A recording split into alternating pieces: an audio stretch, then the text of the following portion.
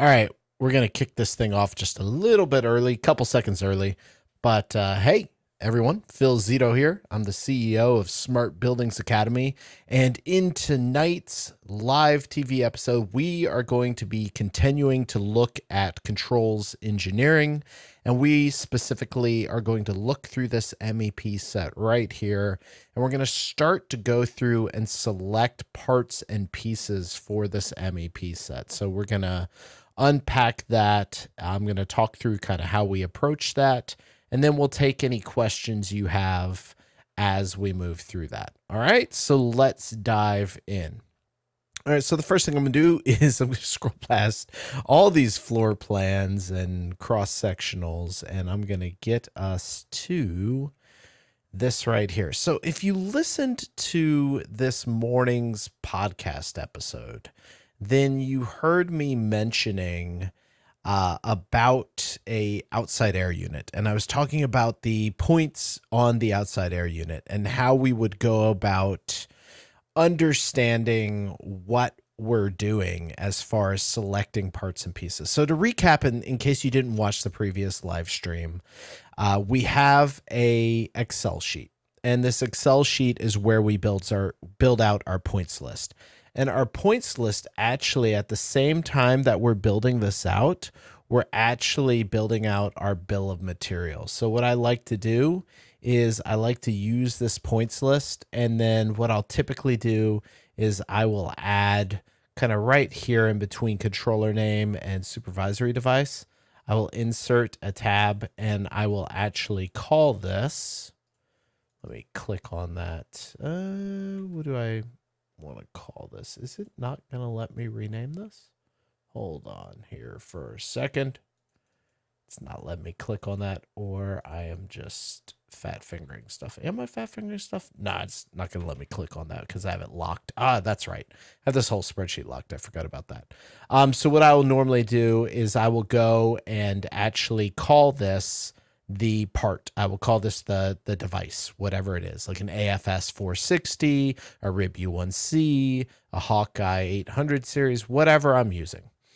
But in order to get to that point, what I need to do is I need to understand with what I'm working with. Now, typically I would not start at an air handler. Typically I would actually start at the terminal units and I'd work my way up. I like to start at the smallest system and work my way up. And I'm going to spend some time on concepts and the rationality behind the concepts. And then once I've done that, I am going to go and talk through kind of why I'm doing these concepts. So the key concept I want you to get from this, first off, is start with the smallest systems, exhaust fans, terminal units, etc. Because what you're doing typically, one is, especially terminal units, those are typically the most quantity-wise systems that you're going to have. So if you mess up the actuator, if you mess up the temp sensor on 1,000 terminal units, that's going to be much more impactful than messing up on, tens of or hundreds of air handlers on their sensors. So you got to kind of start with the terminal units, make sure you're doing sizing right, and then you would work up to the airside systems, and then you'd work to the hydronic. We're skipping all that for the example in this, and we're going straight to an airside system. Additionally, I would normally check to make sure that these aren't being controlled, especially with ERV systems or makeup air systems, to make sure they're not being controlled by an external controller, which this one actually is. It's being controlled by a backnet card. So typically I would check that. And if it was being controlled by a backnet card or an external controller, then I would go and I wouldn't even worry about it.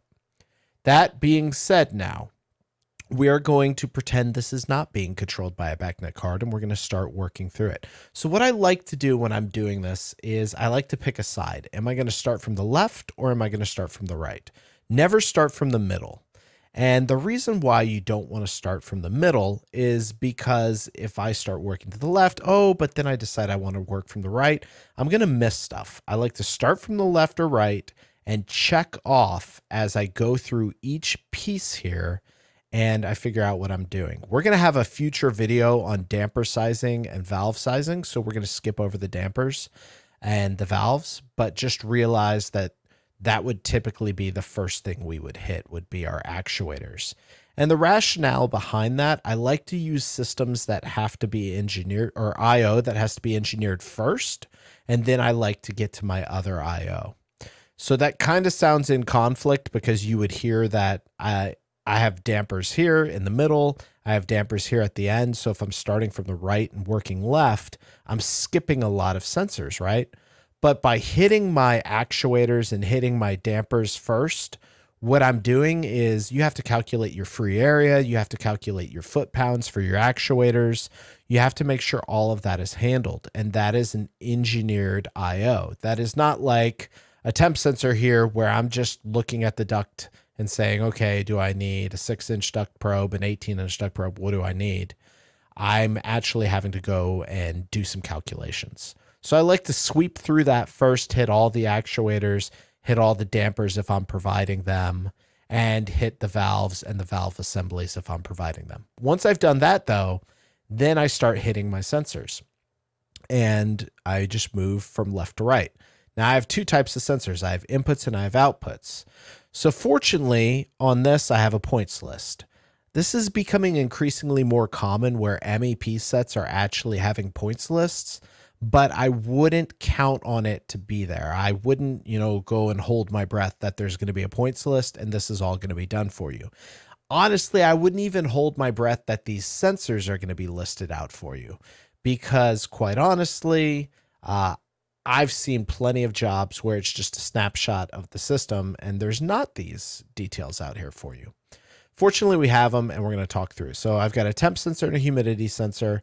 You can see I have one on the exhaust as well. So they're most likely doing some form of enthalpy and driving the energy recovery wheel accordingly. So when I list out this, okay, I go here to my Excel sheet. I would then go and I would put, my temp sensor, whatever that is. So that would be most likely, what would that be?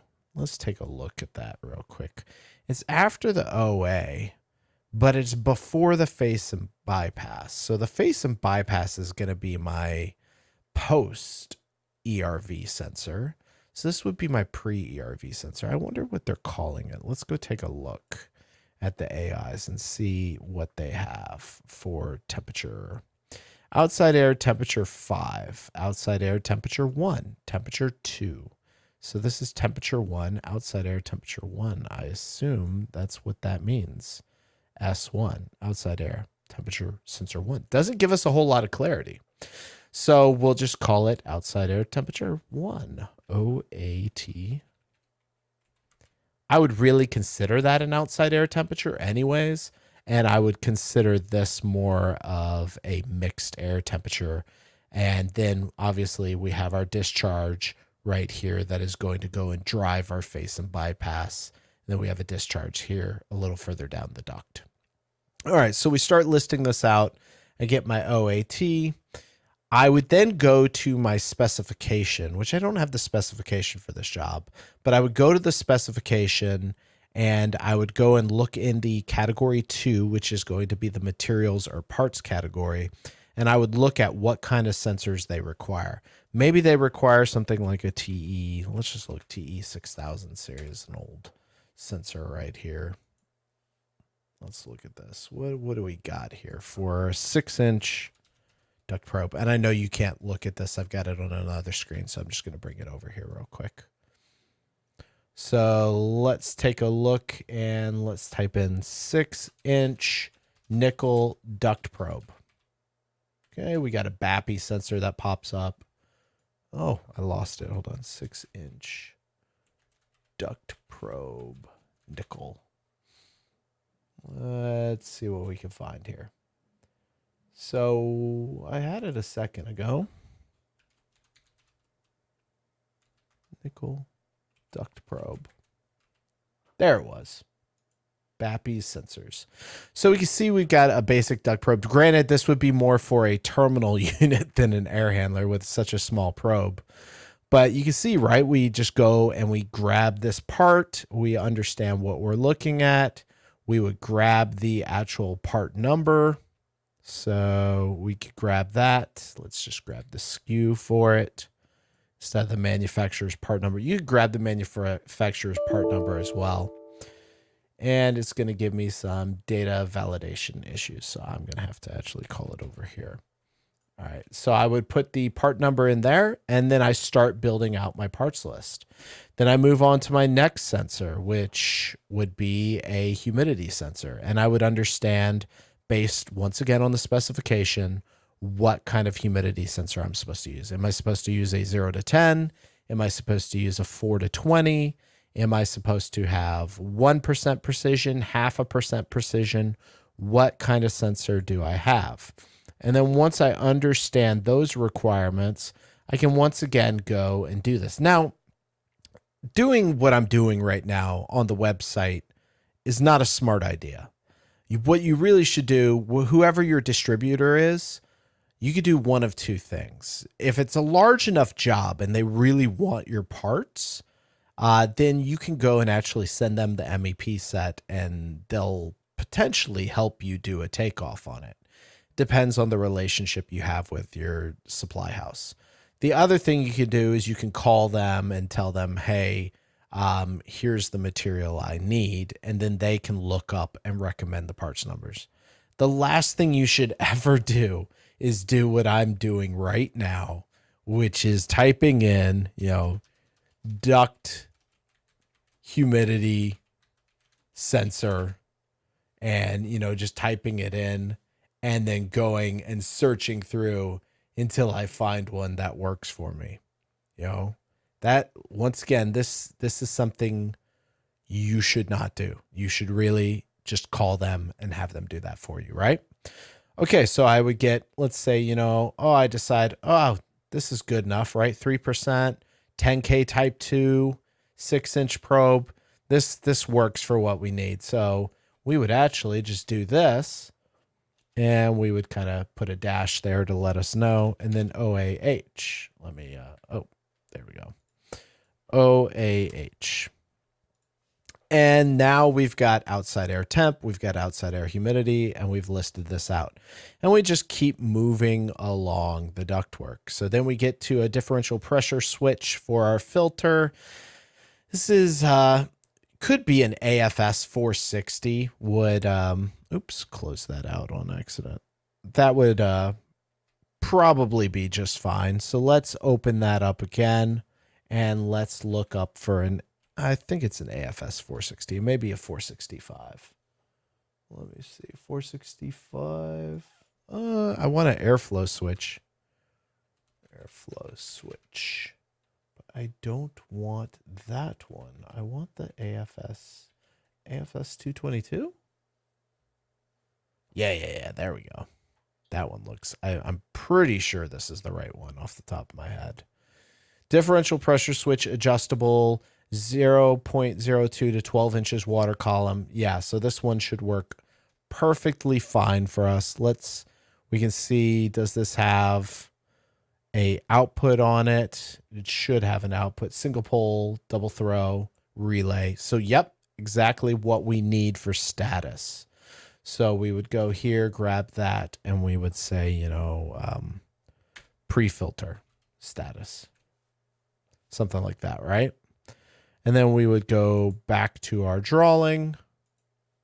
Once again, moving right along, and we'd find another temperature sensor. As long as this is not an averaging, which this will usually be an averaging. Now, hopefully in the specification, it'll list out and tell you that this is an averaging. But if it doesn't tell you that it's an averaging, usually assume anything in the middle of the space, or middle of the air handling unit is going to be averaging. And the reason behind that is this is usually driving some sort of freeze protection, some sort of preheat. In our case of a face bypass, this has some freeze protection naturally built into it, right? Normally open set right here, going into a heating coil that's hitting that right there. So this is going to heat that airstream. And what we see is that by averaging, we're going to get any stratified air, so any cold pockets, we're going to be able to go and get that. So we would want an averaging sensor. So to get that, we would once again go here, duct averaging sensor. Okay, we got something from Belimo here. We could just take a look and we'd find, okay, this is 20-foot probe length, pretty decent. And we would grab our parts number here, right? So we can go and grab that. This would be a duct probe. Now, obviously, we're going to give a description of whatever this is. We're not just going to put it on here. We're going to actually describe what we're doing. But this would be, you know, I'll call it my mixed air temp. And then moving right along, we run into a low limit. I don't have that part number memorized off the top of my head anymore, but we just do low limit. And yeah, there it is right there. Just your basic low limit sensor. Right, we can see that. That is not a low limit. That is a high limit. That is not going to work. You see that. You all saw that, right? Why that was a high limit, the 100 to 180 degrees. That's a high limit right there, even though it was called so low limit sensor. Let's take a look. Where are you? It was a lot easier to find you. And just a second ago. So low limit sensor. All right. Low limit temperature controllers is what they're calling. Oh, I think that right there. I bet you. No, they're all high temp sensors. They're all high temp. See? They're all right there doing 107. Yeah. Adjustable fixed at 10. Nope. So, okay, there it is. L40B. That's what I want right here. Or the L482A. So those are the ones I want right there. We can find them. And so if I type that in here, that should give me this one. And there it is right there. So now I have the low limit. Grab my low limit sensor. And I would say, okay, LL-A. Sometimes you need two of these depending on the size of the unit. And so you would go and basically have one for the upper section and one for the lower section. And you would run them in series so that either of those trip, they would go and do this accordingly. All right. And then we continue right along. And so you all get the point, right? But then we would do like a rib UNC for command. And then we do like a Hawkeye, either a current sensing relay or a current switch. For the power detection, VFD is a VFD. We're not going to provide that. Discharge air or discharge static pressure high limit, that would be that 460. AFS, that would be, once again, that depends on if that's airflow station or if that is airflow switch. If that's an airflow station, then that's going to be a totally different thing. It's most likely an airflow station, and then in that case, we would have to go and grab a airflow station. But that's how you do it. I mean, that's how you go about approaching this right here. That's how you go about solving the engineering of a system. You start to learn the parts and pieces. You start to learn what they are. You start to learn how to look them up on your distributor's website. And then you just start to build the system from right to left or left to right. You just gradually start building out this points list. All right. So with that being said, I'm going to turn it over to question and answer time. I'll answer any questions you got for the remainder of the 12 minutes. If you did find this interesting and you found this valuable and you're like, man, I would love to learn this, then we are teaching this in our controls engineering bootcamp, which today actually is the last day to take advantage of the early access program for that course. So if you want to know how to sign up in that course, I will go and post that in the comment section. If you want to know how to sign up, in that, any questions right now, you can just ask away anything you want to know. And while I wait for your questions to come in, I will go and post a link to that course for any of you who are interested in it. So here we go. There's the link to that course. And for any of you who are interested in anything that's been covered so far, you got any questions, you're like, hey, how did you do this? How did you know that part and piece? What about this kind of system? I tried to pick a fairly complex. All right. Hopefully that brings us back up.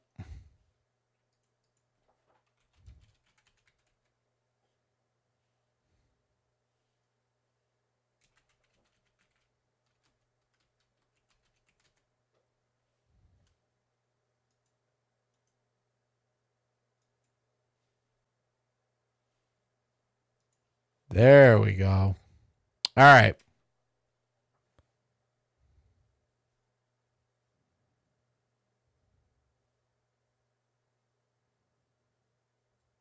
Okay.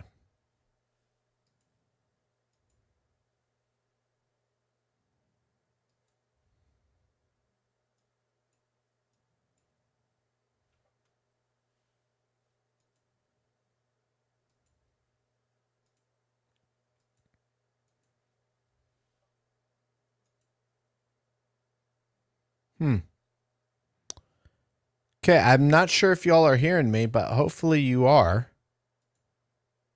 Okay, looks like we are. All right, good. Okay, that was a very weird issue. I've never had a stream die like that before. Sorry about that. So back to what I was saying. What questions can I answer for y'all around these concepts that I just covered? Be very interested in knowing kind of what I can answer, what you would like to know, and what questions you may have. So let me know in the comment section, and then we can go from there. Okay. Thanks. I'll just give you all a couple seconds to ask.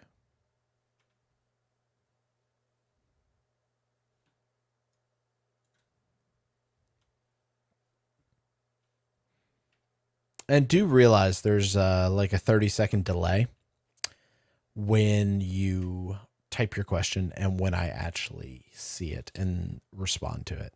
It's kind of goofy how that works, but it just is what it is. So,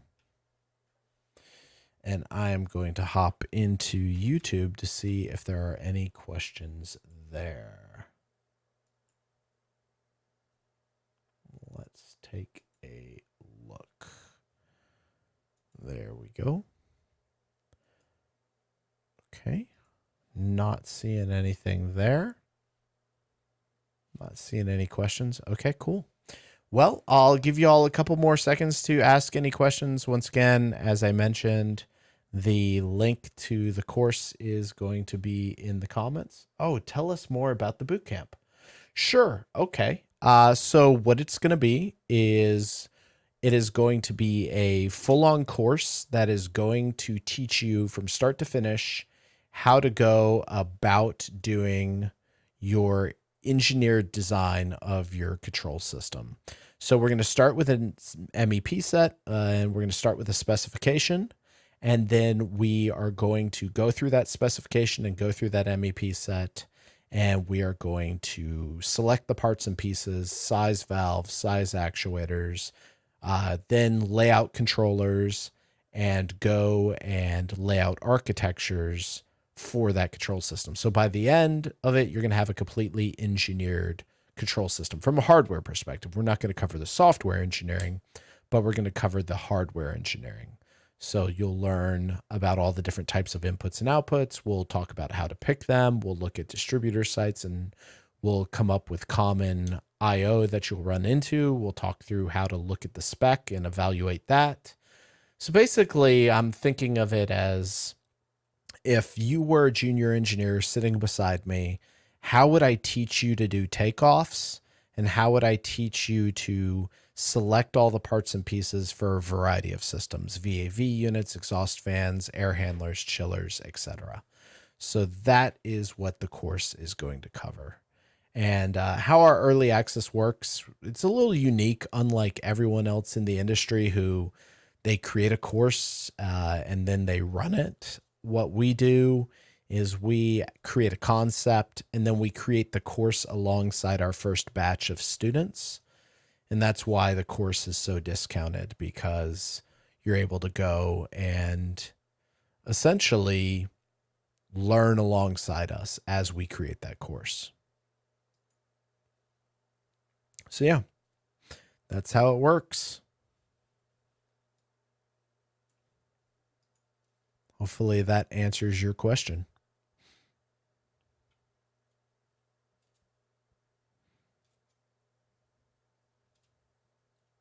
Yeah, good one. Anyone got any technical questions? Any theory questions? You all know, any of you who have followed my stuff for a long time, I try not to talk about our products during these things very much. I try to make these like purely educational, because for the longest time I would go to conferences or go to just seminars and they would be just these product pitches and it really bothered me. And so I said, when I create my own business, it's never going to be like that. It's going to be purely training and people learning and just solid experience, you know? So I would love for you all to have like questions. I mean, I've built some crazy systems in my day. You know, I've done some really interesting designs and done some really interesting projects. And, you know, this is your opportunity to kind of just tap on that experience. And, you know, I don't know everything. Definitely don't pretend to, but I know a lot, and definitely will share answers with you where I know stuff. So, yeah. That being said, I'll give you all a couple more minutes. Hey, thanks. I'm glad you're enjoying it. Thank you so much. Yeah, definitely. I think our next live stream, I don't know off the top of my head, but I'm pretty sure our next live stream is valve and damper sizing. I think so. Don't quote me on it. I may be wrong. It may be controller sizing, but I'm not sure. I'll know before Wednesday because I've got to teach it. So it's going to be one of those. But yeah, it's going to be pretty good. What else can I answer for y'all? Anything? I know my wife is going to pick our daughter up from the ski hill. You know, that's the funny thing. So I live in Wisconsin, and what they do here in Wisconsin is they take old garbage mounds, like these gigantic 200-foot garbage mounds, and they cover them with dirt and turn them into ski hills. So my daughter's literally skiing on garbage right now. But my wife's going to pick her up, so I hear everyone running around because everyone's home. But yeah, anything else? No? Did you all learn stuff from this? Was it a good use of your time? I mean, a lot of you are still here, so no, I'm not that entertaining. But I mean, if I had the camera, I could dance. I'm not going to put myself on camera, though. I need a haircut, like, desperately. I look like a vagrant right now. It's pretty bad.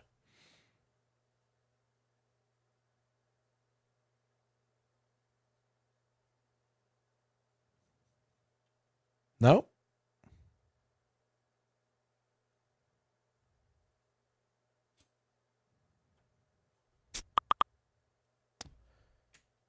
All right. Not seeing anything, so not getting any questions.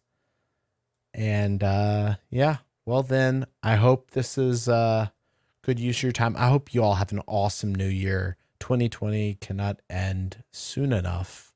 So thank you so much. I encourage you all, if you're at all interested in control engineering, definitely check out our early access course. It ends, or the enrollment closes tonight. It'll open up again January 31st, but it'll just cost a lot more. But I encourage you to check that out if that's something you're at all interested in. And the link is in the comments. So, all right. Thank you so much. Hope to see y'all Wednesday morning at 8 a.m. Central Time. And till then, thanks a ton. And you all have an awesome rest of your day. I appreciate you being here. Take care.